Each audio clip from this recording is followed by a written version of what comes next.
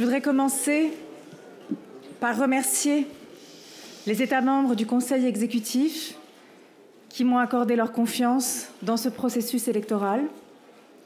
Un processus électoral qui s'est déroulé à un moment particulier pour l'UNESCO, un moment de crise, une semaine particulière. Et dans ce moment de crise, je crois qu'il faut plus que jamais s'impliquer dans l'UNESCO, la soutenir, chercher à la renforcer et à la réformer et non pas la quitter.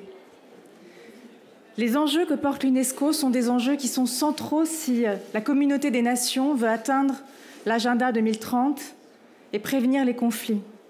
Parce que c'est par l'éducation, c'est par la culture, c'est par les sciences, c'est par la défense des libertés que nous agirons dans le long terme efficacement.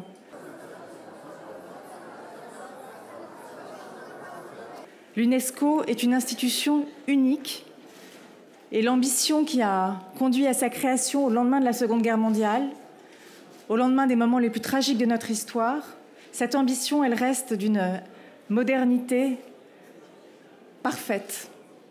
Même si les enjeux d'aujourd'hui, ce ne sont pas les enjeux d'hier, mais les enjeux d'aujourd'hui, les enjeux de demain, tous passent par l'action collective si nous voulons les affronter, et tous passent par les domaines d'action de l'UNESCO et par ce mandat qui reste tout à fait pertinent.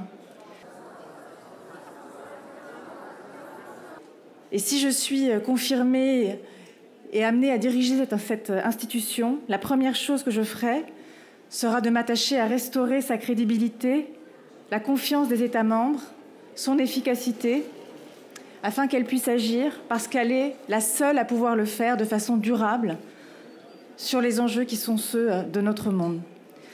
Je voudrais saluer les autres candidats qui ont porté chacun leur projet à leur manière et remercier aussi et saluer le travail d'Irina Bokova et de ses équipes pendant les 8 années qui viennent de s'écouler. Je vous remercie.